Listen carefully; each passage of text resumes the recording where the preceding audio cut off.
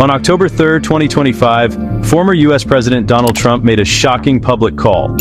Israel should halt its bombing campaign in Gaza, claiming Hamas was ready for peace. This unexpected declaration came amidst escalating violence, with airstrikes lighting up the night sky and the death toll rising. The world watched in disbelief as Trump, known for his unpredictable and bold moves, stepped into the fray. The announcement was global, bypassing traditional diplomacy and immediately shaking up leaders in Jerusalem, Washington, and beyond. Governments scrambled to respond, with some expressing cautious optimism, while others were skeptical of Trump's claims. The international community was on edge, waiting to see if this would lead to a genuine ceasefire, or if it was merely a fleeting moment of hope. News outlets scrambled to confirm, had Israel really agreed to pause its offensive at Trump's urging? Reporters worked around the clock, reaching out to sources and analyzing every piece of information. The airwaves were filled with speculation and analysis, as experts weighed in on the potential implications of this sudden development. The Israeli Defense Forces soon announced a halt to offensive activity, a major shift. This decision marked a significant departure from their previous stance, and it was clear that Trump's intervention had made an impact. The world watched as the IDF's spokesperson delivered the news, and the atmosphere was charged with a mix of relief and uncertainty. For families of hostages and civilians trapped in Gaza, this was a rare glimmer of hope. The news brought a moment of respite for those who had been living in fear and uncertainty. Families clung to the possibility that this ceasefire could lead to a more lasting peace, even as they remained wary of the fragile situation. Trump's move was classic, direct, disruptive, and centered on his own deal-making style, which often bypassed conventional diplomatic channels. His approach was both praised and criticized, with supporters lauding his boldness and detractors questioning the sustainability of his methods. Regardless, it was clear that Trump had once again managed to capture the world's attention. Tying the ceasefire to a U.S. proposed peace plan he championed. This plan, which had been in the works for months, was now thrust into the spotlight. The details of the plan were scrutinized, with analysts debating its potential effectiveness and the likelihood of its acceptance by all parties involved. The world now waits. Is this a real breakthrough, or just a brief pause before more violence? The atmosphere was tense, with people around the globe anxiously following the news. Peace protests erupted in various cities, while military forces remained on high alert. The uncertainty of the situation weighed heavily on everyone, as they hoped for the best, but prepared for the worst. As of October 5th, the situation remains fluid, with millions' lives hanging in the balance. The fragile ceasefire holds, but the underlying tensions are far from resolved.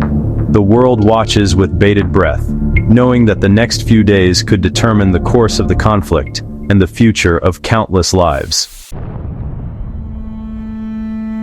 To grasp the stakes, we must remember the last 2 years.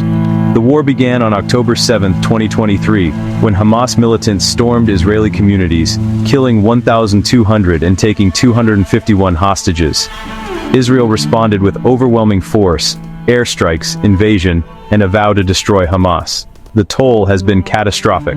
Over 67,000 Palestinians killed, 92% of Gaza's homes destroyed, and nearly the entire population displaced. Famine, destroyed hospitals, and a lack of clean water have created a humanitarian disaster. Aid is scarce, and the world has watched Gaza spiral toward collapse. The October 7th attack and the suffering in Gaza are the twin tragedies any peace must address. This is the legacy of pain that shapes every negotiation.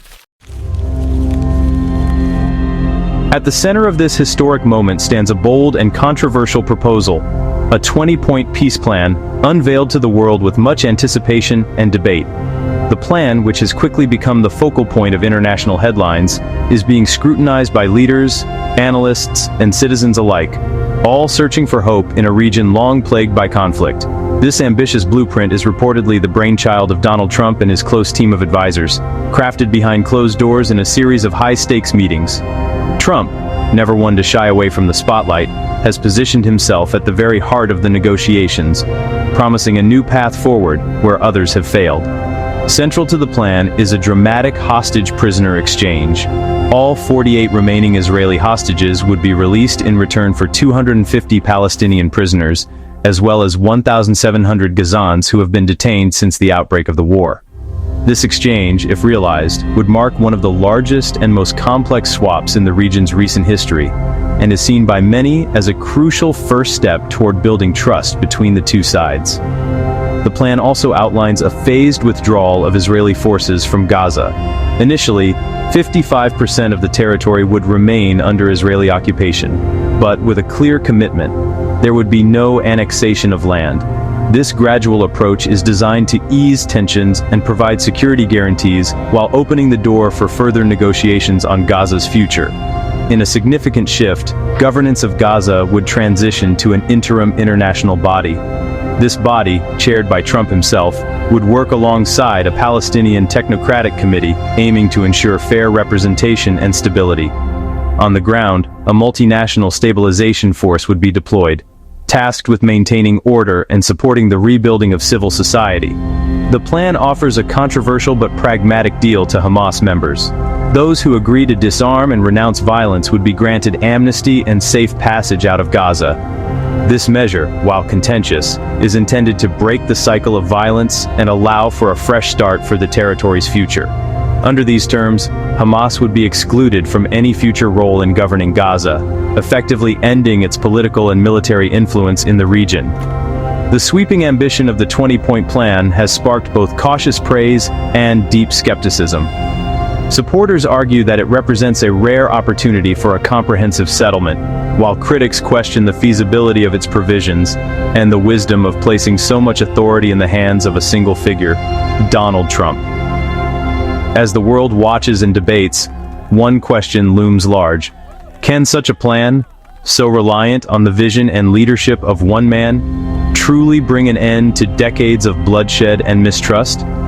Or will it become just another chapter in the long, troubled history of the Israeli-Palestinian conflict? In a move that has stunned observers around the world, Hamas has agreed to enter negotiations on Trump's proposed peace plan, making a dramatic pledge to release all hostages currently held in Gaza. This unexpected willingness to talk marks a significant shift in the group's public stance, raising hopes for a possible breakthrough after months of violence and deadlock. As part of the proposal, Hamas has also agreed to step down from governing Gaza, signaling a potential end to their political control over the territory. This concession, if implemented, could reshape the future of Gaza and the broader region. However, a major obstacle remains. Hamas refuses to disarm its military wing.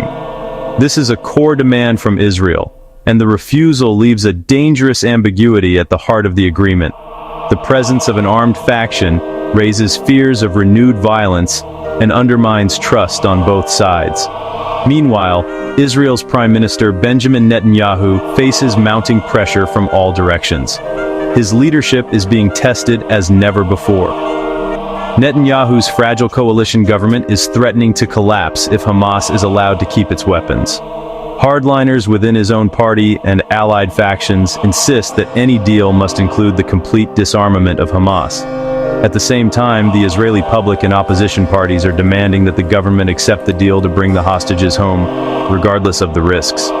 The emotional toll of the hostage crisis has united much of the country in a rare moment of consensus. Massive rallies in Tel Aviv and other cities have filled the streets with desperate families and supporters, all calling for peace and the safe return of their loved ones. The sense of urgency is palpable as the nation grapples with the human cost of the conflict. The proposed plan has deeply divided Israeli politics, pitting government officials against each other and sparking heated debates in the Knesset. Yet, it has also galvanized public opinion, with many Israelis demanding action and compromise. In the coming days, Netanyahu's leadership will be put to the ultimate test. The fate of the agreement, and perhaps the future of the region, hangs in the balance as he weighs his options. The central question remains: will Israel accept a deal that leaves Hamas armed, risking future conflict? Or will it walk away and risk losing the chance to bring the hostages home? Time is running out, and the world is watching anxiously as both sides face impossible choices. The opportunity for peace is fragile and could slip away at any moment. The stakes could not be higher. The decisions made now will shape the lives of millions and determine the course of history in the Middle East. Despite the announcements, violence in Gaza continues. Airstrikes and shelling have not fully stopped. Civilians remain in danger, and the line between pause and combat is thin. Critical negotiations are set for Cairo, with U.S. mediators and both sides present. The talks will test if the peace plan can become reality.